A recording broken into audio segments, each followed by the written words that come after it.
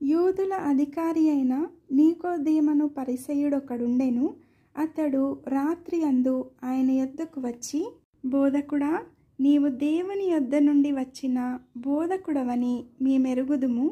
దేవుడతనికి తోడైయుంటేనే గాని నీవు చేయుచున్న సూచక క్రియలను ఎవడునూ చేయలేడని ఆయనతో చెప్పెను.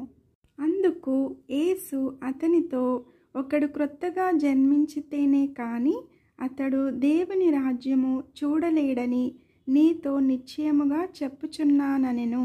అందుకు నీకోదేము, ముసలివాడైన మనుష్యుడేలాగు జన్మింపగలడు?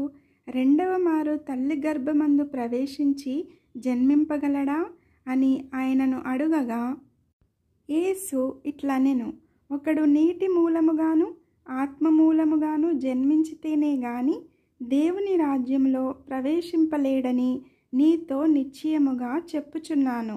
శరీర మూలముగా జన్మించినది శరీరమును, ఆత్మ మూలముగా జన్మించినది ఆత్మయునై ఉన్నది. మీరు క్రొత్తగా జన్మింపవలెనని నేను నీతో చెప్పినందుకు ఆశ్చర్యపడవద్దు. గాలి తనకిష్టమైన చోటను విసరను, నీవు దాని శబ్దము విందువే గాని అది ఎక్కడ నుండి వచ్చునో ఎక్కడికి పోవునో నీకు తెలియదు. ఆత్మ మూలముగా జన్మించిన ప్రతివాడును అలాగే ఉన్నాడనెను. అందుకు నీకోదేము, ఈ సంగతులేలాగు సాధ్యములని ఆయనను అడుగగా, యేసు ఇట్లనెను, నీవు ఇశ్రాయేలుకు బోధకుడవై ఉండి వీటిని ఎరుగవా? మేము ఎరిగిన సంగతియే చెప్పుచున్నాము, చూచిన దానికే సాక్ష్యం ఇచ్చుచున్నాము. మా సాక్ష్యము మీరు అంగీకరింపరని నీతో నిశ్చయముగా చెప్పుచున్నాను. భూసంబంధమైన సంగతులు నేను మీతో చెప్పితే మీరు నమ్మకున్నప్పుడు పరలోక సంబంధమైనవి మీతో చెప్పిన ఎడల ఏలాగు నమ్ముదురు? మరియు పరలోకము నుండి దిగి వచ్చిన వాడే, అనగా పరలోకములో ఉండు మనుష్య కుమారుడే తప్ప పరలోకమునకు ఎక్కిపోయిన వాడెవడునూ లేడు. అరణ్యములో మోషే సర్పమును ఏలాగు ఎత్తెనో అలాగే విశ్వసించు ప్రతివాడును నశింపక ఆయన ద్వారా నిత్య జీవము పొందునట్లు మనుష్య కుమారుడు ఎత్తబడవలెను.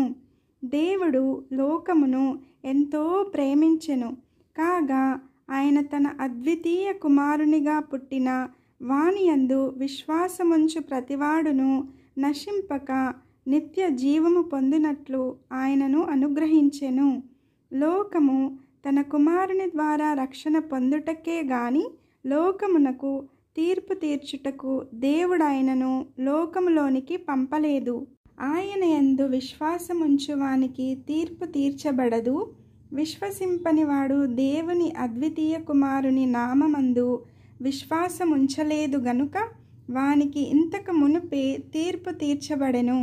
ఆ తీర్పు ఇదే, వెలుగు లోకములోనికి వచ్చెను గాని తమ క్రియలు చెడ్డవైనందున మనుష్యులు వెలుగును ప్రేమింపక చీకటినే ప్రేమించిరి. దుష్కార్యము చేయు ప్రతివాడు వెలుగును ద్వేషించును, తన క్రియలు దుష్క్రియలుగా కనబడకుండునట్లు వెలుగునొద్దకు రాడు.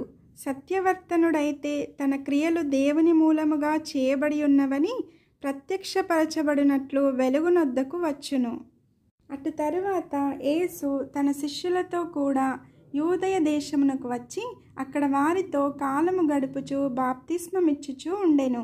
సలీము దగ్గరనున్న ఐనోనను స్థలమున నీళ్లు విస్తారముగా ఉండెను గనుక యోహాను కూడా అక్కడ బాప్తిస్మమిచ్చుచూ ఉండెను. జనులు వచ్చి బాప్తిస్మము పొందిరి. యోహాను ఇంకను చెరసాలలో వేయబడి ఉండలేదు.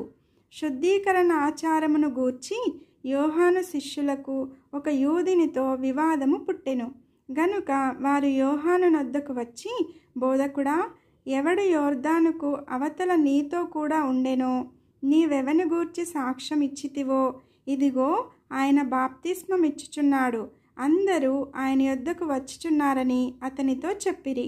అందుకు యోహాను ఇట్లనెను, తనకు పరలోకము నుండి అనుగ్రహింపబడితేనే గాని ఎవడును ఏమియూ పొందనేరడు. నేను క్రీస్తును కాననియు ఆయన కంటే ముందుగా పంపబడిన వాడనే అనియు చెప్పినట్టు మీరే నాకు సాక్షులు. పెండ్లి కుమార్తె గలవాడు పెండ్లి కుమారుడు. అయితే నిలోబడి పెండ్లి కుమారుని స్వరము వినడి. స్నేహితుడు ఆ పెండ్లి కుమారుని స్వరము విని మిక్కిలి సంతోషించును. ఈ నా సంతోషము పరిపూర్ణమై ఉన్నది. ఆయన హెచ్చవలసి ఉన్నది, నేను తగ్గవలసి ఉన్నది. పైనుండి వచ్చేవాడు అందరికీ పైనున్నవాడు. భూమి నుండి వచ్చేవాడు భూసంబంధి అయి భూసంబంధమైన సంగతులను గూర్చి మాటలాడును. పరలోకం నుండి వచ్చేవాడు అందరికీ పైగా నుండి తాను కన్నవాటిని గూర్చియు విన్నవాటిని గూర్చియు సాక్ష్యమిచ్చును. ఆయన సాక్ష్యము ఎవడునూ అంగీకరింపడు. ఆయన సాక్ష్యము అంగీకరించినవాడు దేవుడు సత్యవంతుడను మాటకు ముద్ర వేసి ఉన్నాడు. ఏలయనగా దేవుడు తాను పంపిన వానికి కొలత లేకుండా ఆత్మను అనుగ్రహించును గనుక ఆయన దేవుని మాటలే పలుకును. తండ్రి కుమారుని ప్రేమించుచున్నాడు గనుక ఆయన చేతికి సమస్తము అప్పగించి ఉన్నాడు. కుమారుని యందు విశ్వాసముంచువాడే నిత్య జీవము గలవాడు. కుమారునికి విధేయుడు కానివాడు జీవము చూడడు గాని దేవుని ఉగ్రత వాని మీద నిలిచియుండును.